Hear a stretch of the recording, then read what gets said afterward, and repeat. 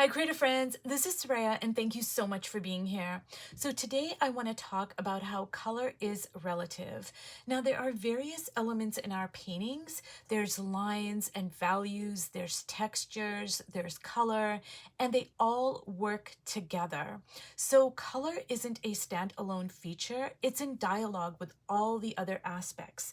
Now, I've made two assemblages here, and as you can see, this one is a very neutral dominated.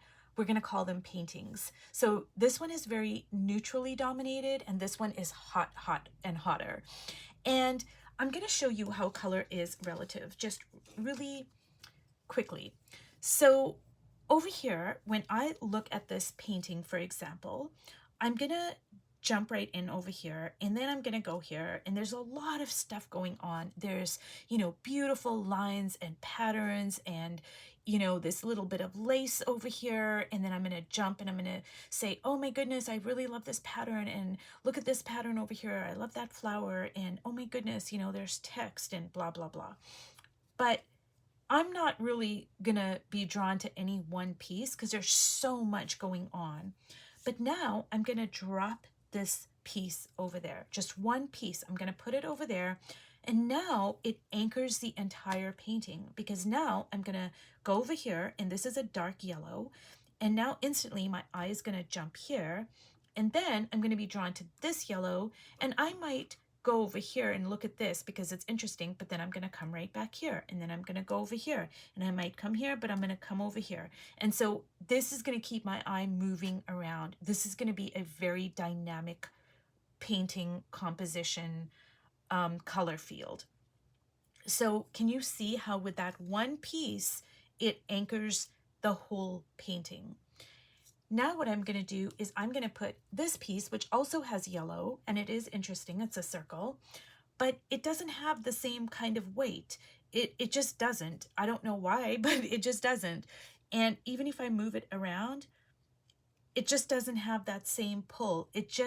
I'm going to go there, and then I'm going to come over here, and then I'm going to go here, and it's not really going to ground the painting like this one is. So this small piece here, not only does it ground the painting, but it keeps my eye moving around. Now, another way I'm going to show you how color is relative is I am going to put, now this has pattern, and I'm going to put that,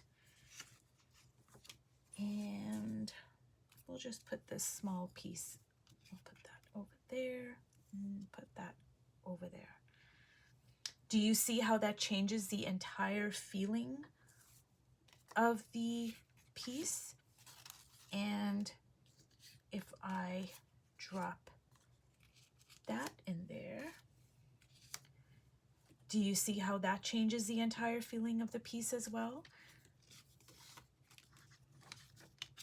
Whereas if I put that over there, that gets lost in it. It doesn't have the same weight.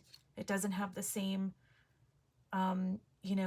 gravity. It doesn't have the same pull. It doesn't have the same, feeling, the oomph that this does on this palette. So color is very relative.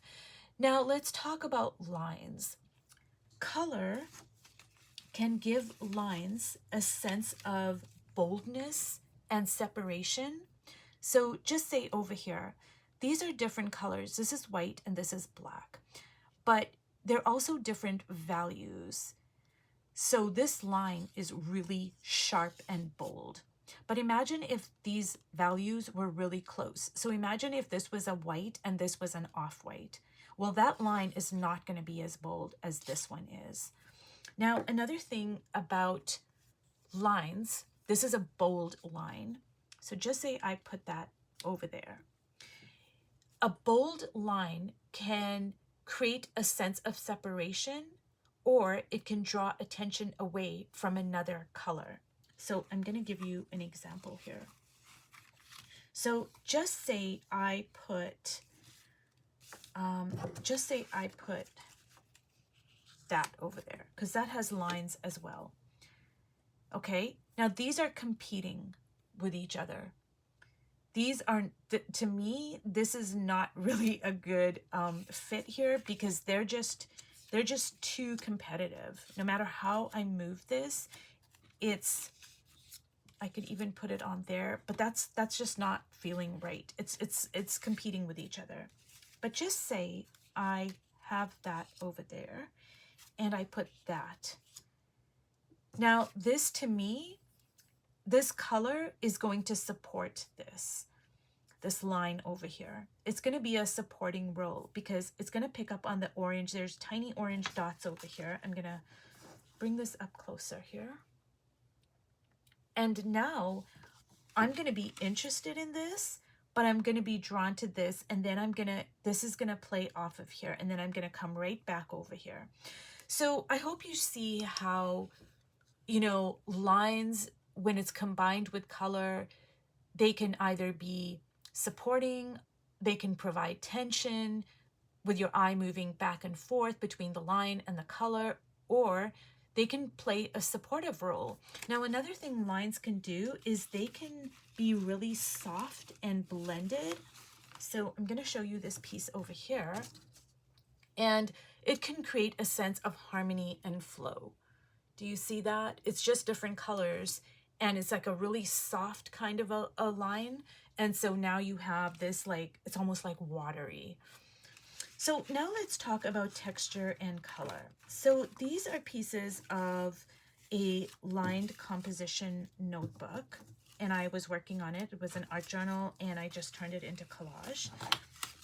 So now I'm going to show you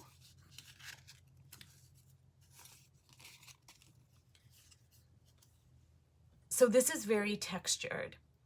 Now, the way a surface feels or appears to feel in a painting is going to affect how color is perceived, because rough textures can make a color appear more saturated or uneven. Like, there's not a lot of the like reddish color, like it's a kind of a reddish orange color, but it appears to be way more saturated than what it actually is. Now, a very smooth surface can make a color appear polished and uniform, like so. So do you see the difference? This just appears to be like way more polished because it's a very smooth surface, as opposed to this. It's like got lots of texture and buckling, etc.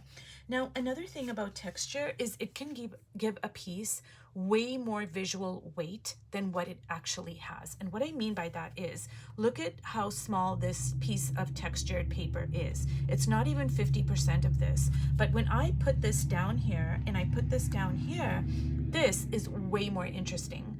Even though it's so much smaller, because it has texture, it's just way more visually interesting. So it has more visual weight than this piece. And this color, this is a bolder color, but this has more visual weight because it's textured. So I'm going to remove this over here. Now we're going to talk about values, and values is the lightness and darkness of a color. So when light and dark colors are placed next to each other, they enhance each other's impact. So I'm going to use this moon, and I'm going to place it on this dark piece over here. Now, do you see how much of oomph that has? It really pops. But if I place this same moon over there, that value is closer together. So that doesn't have the same kind of pull. It doesn't have that weight, that gravity. I'm still going to look at it, but I'm not going to be interested in it. And even if I place that moon in, this is a very, very busy kind of a painting here. I'm going to call it a painting. It's an assemblage, but see, if I put that over there, it really is going to pull my eye there. Even though there's so much stuff going on, I'm really drawn to that. Now, another thing is a bright color is going to pop, and it's going to seem really intense next to a darker color. So I'm going to take this bright color and I'm going to put it right next to this. And can you see how much more intense this looks? And this looks more kind of subdued next to like a brighter color like this. Another thing is the brighter color is going to push forward in a painting and the muted colors are going to recede.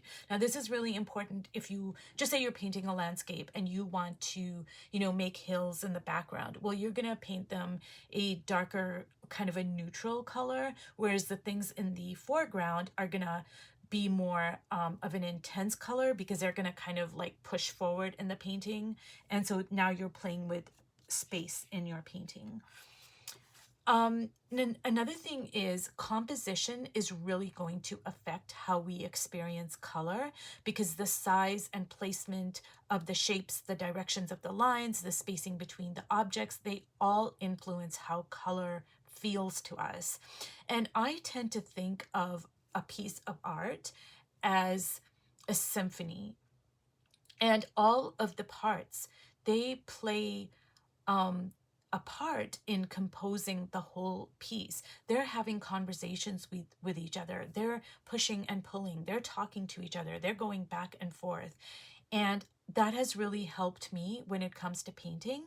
Now, another thing is, since we are talking, since I'm using these assemblages, I just wanted to talk about how amazing of a tool assemblages are, not only for color, but for line, for value, for texture.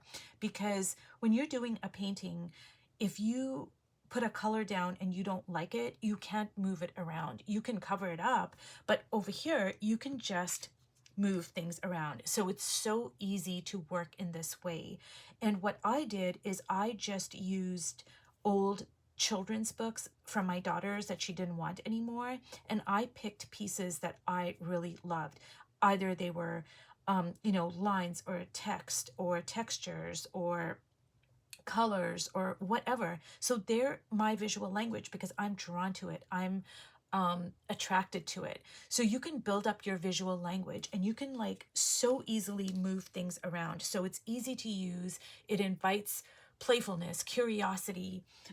It's not very risky because you're not really, it's so time friendly. Like with painting, if you mess something up, if you don't like something you've put down, well, you're gonna have to, cover it up. Whereas this, you can just move things around. You can just be like, oh, let me see that. Oh no, okay, let me just move things around. And you can take photographs of stuff like, and then when you go to paint, you can be like, wow, I really like that. And now you can replicate something like that in your piece of art. So I'm just going to show you here another really like what I'm talking about when I say this. So like this piece, I put this down here and I go, wow, that really changes the whole piece of the, page, that really, it really infuses so much interest, etc. But I put the same piece over here and now, it gets lost in it. So do you see how much you can learn from using assemblages? Anyways, I can probably talk about this for, another 20 minutes here. But if you watched all the way to the end, I hope that one of the main points you got from this video is that when you paint, please remember that color is not an isolated choice. It interacts with the lines, the textures, the values, and the composition to shape the experiences that you have of the colors that you're putting down. So if you've watched all the way to the end, thank you so much, and I'll see you in my next video. Bye.